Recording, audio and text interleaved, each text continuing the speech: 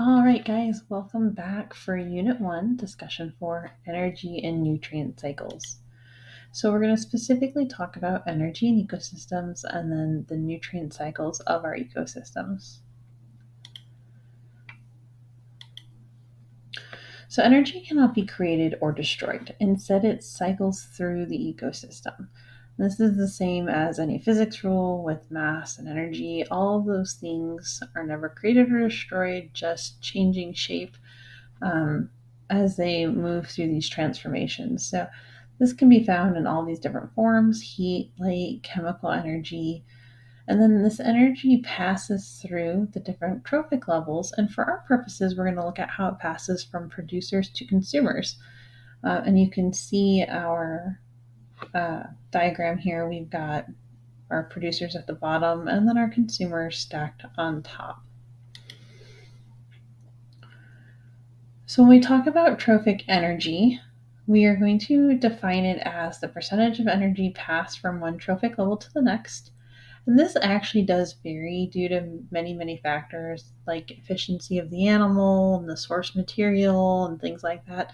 But for our purposes, we take the average, which is 10%, and this is known as the 10% rule.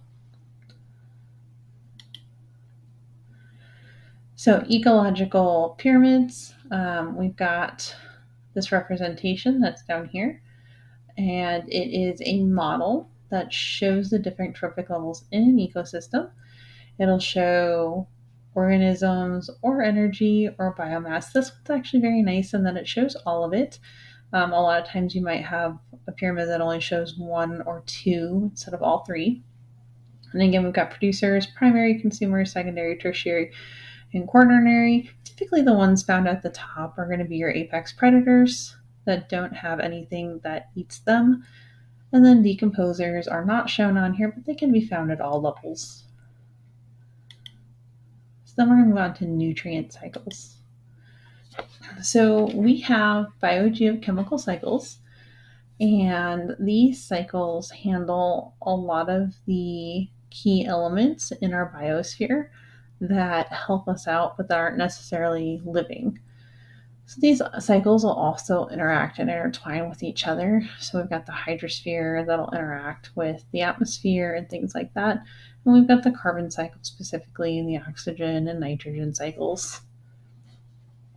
The key thing with these cycles to remember is that they're all intertwined. Everything in an ecosystem is balanced together and relies on other components within it. So for the carbon cycle, we have a very somewhat complex diagram here showing how the carbon moves. Fossil fuels put it in the atmosphere, trees pull it out. We've got vegetation pulling it out and returning it depending on what's going on with it. It's also in the marine life and the marine ecosystems. Some carbon will get buried into the deep oceans as dissolved carbon, and that's somewhat related to how we get fossil fuels with carbon getting compressed by pressure. So it's a critical element though for living things. That's why it's so prevalent everywhere, and it will cycle through these various forms in water and air and the ground. However, humans have disrupted the cycle quite a bit through burning fossil fuels. So we are putting large amounts of carbon back into the ecosystem that wasn't necessarily supposed to be there. All right, so next we have oxygen cycle. This is another critical element for most living things. There are some deep sea vent creatures and stuff that don't need it as much, but a large portion of creatures do need oxygen. And this cycle is very closely linked to the carbon and water cycles. It's tied to the carbon cycle specifically through photosynthesis and respiration, and then also the water cycle because of that oxygen in the water as it's getting dense, precipitated. So you can see that transition of oxygen and CO2 going on here at multiple points. And the last one we're going to talk about for now is going to be the nitrogen cycle. And this is harder for us to use. Typically, nitrogen is because it's not present naturally in usable forms.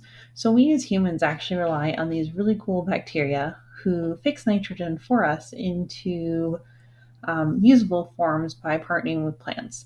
Now, in more modern times, we have figured out how to synthesize these binding agents ourselves, and we use them a lot in fertilizers. But this has had really mixed effects on the environment because when you have a nitrogen abundance, it can cause an explosion of growth for creatures because it's such a limited resource normally. And then eventually it runs out, or you hit the capacity of the ecosystem, and then you have a mass die off. This happens in marine ecosystems a lot with algae blooms, and it can kill an entire marine ecosystem if that algae grows very, very quickly and then takes all the nutrients and then dies and causes too much nitrogen to go into the water. There's not enough oxygen, there's not enough other nutrients. So we really have to be careful with that nitrogen. It is extremely important, but it also is meant to be used in very, very small amounts. So again, as I was just saying, that excess nitrogen can be really harmful. Excess carbon leads to an increase in global temperatures due to climate change. Mercury byproducts also can become an issue when you deposit toxins into ecosystems from human activities. Think high levels of mercury in fish, and then gold mining in California was harmful. Human behavior can be one of those double-edged swords where, yes, our fertilizers and things have increased growth, but we have to be conscientious of those unexpected results as well. And last but not least, we're going to talk a little bit about biomagnification. So speaking of those toxins, when we have toxins that do end up in our ecosystems, a lot of times you might think that, the organisms on the lower end of the scale would be more affected, but it's actually the reverse that's true. Remember, higher levels on the trophic levels have to eat more biomass. So the actual amount of toxin that those apex predators are getting is a much higher amount because they've eaten so many smaller creatures that also had the toxin in them. One last note on toxin here before we go. A lot of people think of toxins as, mercury, things that aren't supposed to be there. But like with the nitrogen, too much of something that's present naturally can still be a pollution, can still be a toxin to an area if the organisms that live there aren't equipped to handle that influx of material. All right, thanks for listening, guys.